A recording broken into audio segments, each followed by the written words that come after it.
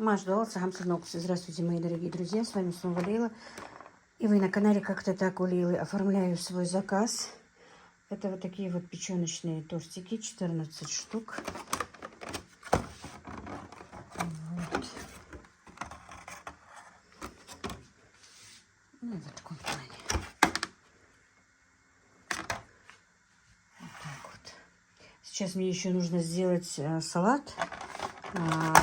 Мужской каприз. У меня почти все готово, кроме болгарского перца. Мне надо нашинковать болгарский перец. Остальное я все подготовила. И вчера легла. Сейчас буду делать этот салат, отправлять. Потом с вами немножко поговорю. Ну вот, мои дорогие, и салат мой готов. Мужской каприз. Такси я уже вызвала, правда, еще не назначили. Вот, 7 килограмм. И у меня осталось еще, видите. Значит, надо будет в свободную продажу отправить. Вот такие дела. И вы знаете, для оформления печеночного торта я купила, вернее, у меня не получалось самой делать закупку. Покупали. Сегодня привез старший сын. Но они тоже огромные. Ну, как огромные, большие, это не черри. Вчера Ибрагим купил мне еще больше, чем эти. Немножко, конечно, ну, дома-то поедим, но, в принципе, мы сейчас помидоры не покупаем, не едим.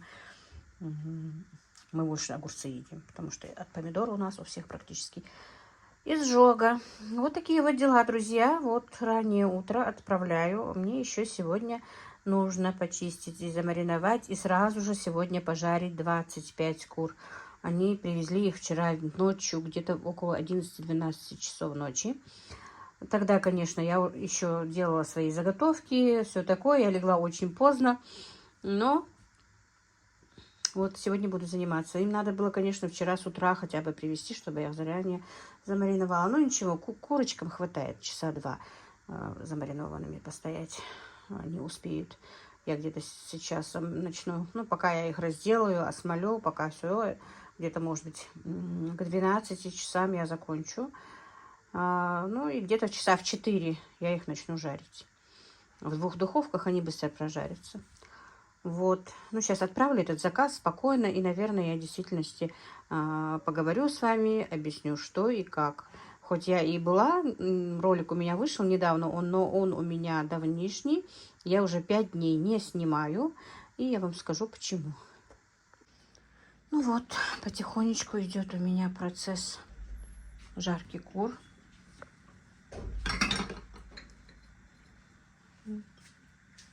26 куриц, но вот эта вот клиентка захотела, чтобы я не жарила грудки. Куриные грудки, я их отделила и отправила. Они будут сами готовить из нее что-то. Давно так пора. И никто их так не ест, вроде бы обжаренными, а что-то приготовить вкусненькое было бы хорошо. Ну, еще 2 противня у меня стоят в духовке, и все, на сегодня я заканчиваю. Мне надо помыть полы на кухне, и все. Ну и вот, мои дорогие, закончила я жарить кур. И заказчица едет, сейчас заберет. Я не знаю, телефон не очень так красиво передает мне, но машалла, мне самой нравится сегодня колер моих кур. Очень красиво получились. И, надеюсь, очень вкусно. Так, ну что, мои дорогие, вчера хотела, когда делала заказ, думаю, буду потихонечку делать, разговаривать с вами, общаться, и расскажу все, что со мной происходило последнюю неделю. Но как-то вчера не захотелось, а не смогла, не получилось.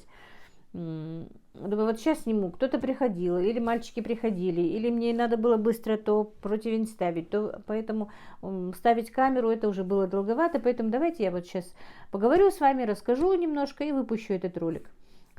Перед тем, что вот я сейчас разговариваю, будет то, что я снимала, какие были у меня заказы и что. Но перед этим я вам сначала расскажу про заказы, да, а потом уже расскажу, что произошло. Значит, дело в том, что вот я сделала заказ печеночных тортиков и мужского каприза.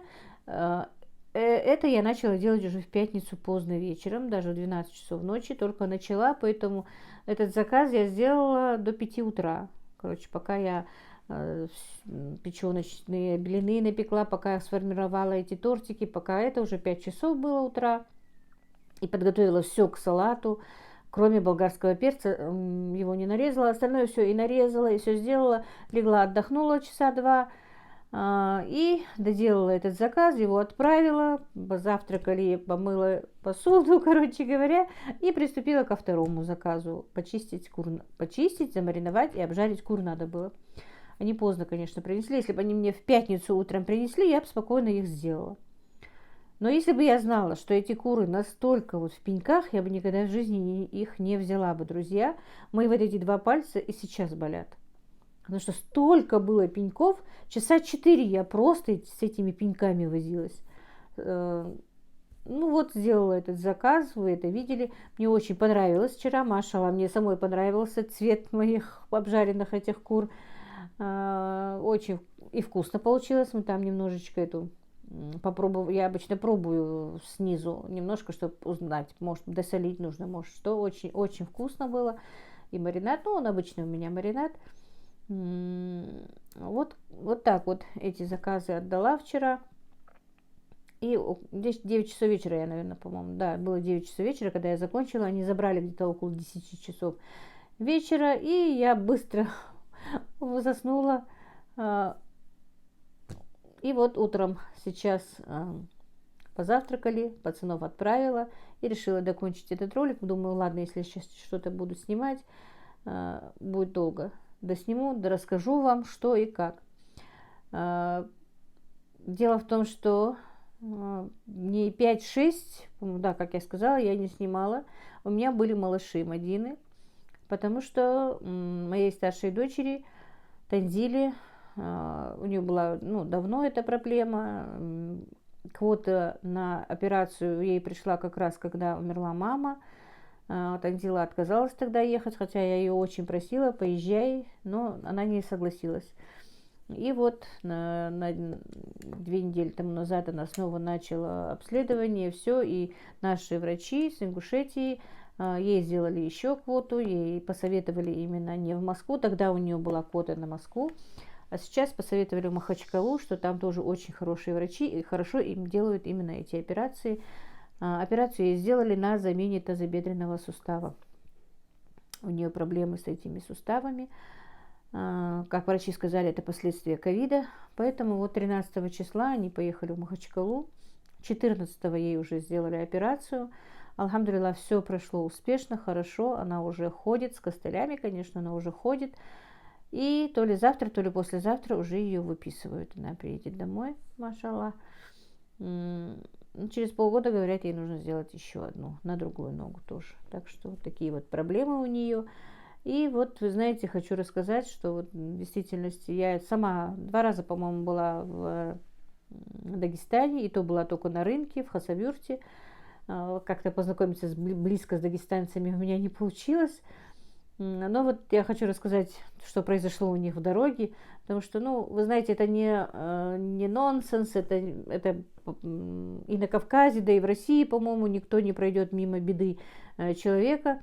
Но это было так приятно, когда приехал сын и рассказывал. Мадина приехала, уже в пятницу вечером они приехали все.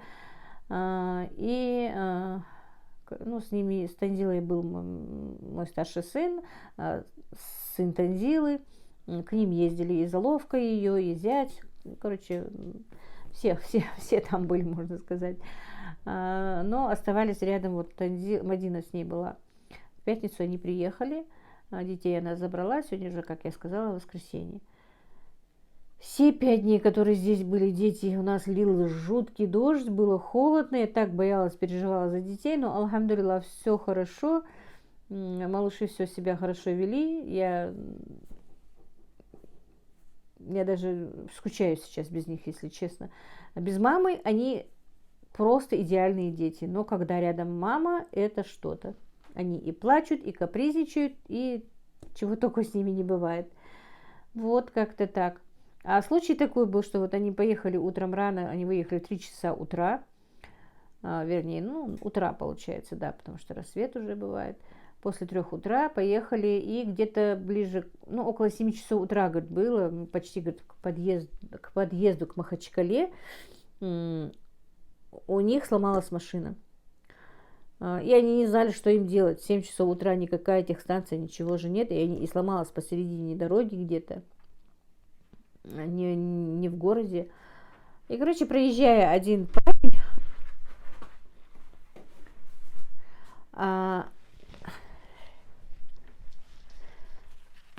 сейчас, минутку.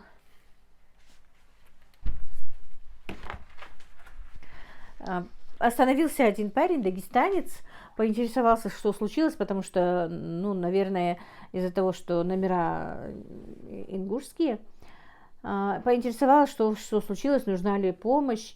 И, узнав, что с ними произошло, он позвонил своему знакомому, вот как-то так получилось, что, оказывается, его знакомый работает в техстанции, вызвал этого человека в 7 часов утра на работу, подцепил их к себе, к своей машине, отвез туда, попросил им сделать машину быстро, срочно и, как по мере возможности, недорого.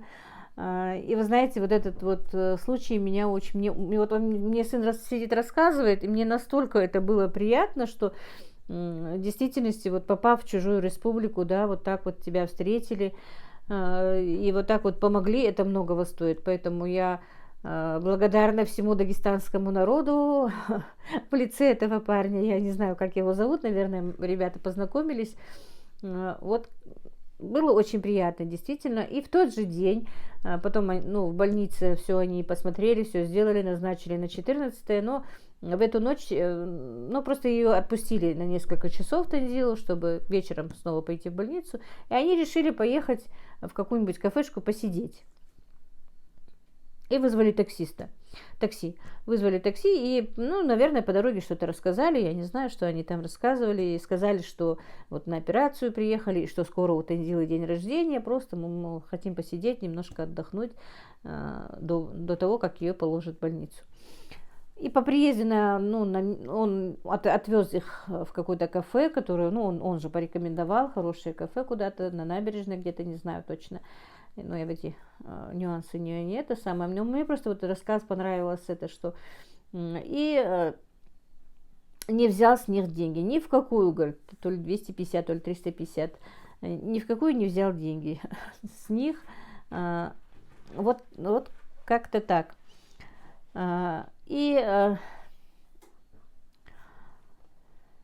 Короче говоря, вот вы знаете, вот эти вот случаи, прям вот становится тепло на душе, что люди все-таки добрые, отзывчивые, гостеприимные, что есть такие люди на свете, да. И поэтому действительно еще раз огромное спасибо всем дагестанцам за такое гостеприимство, за такое уважение, за такой прием.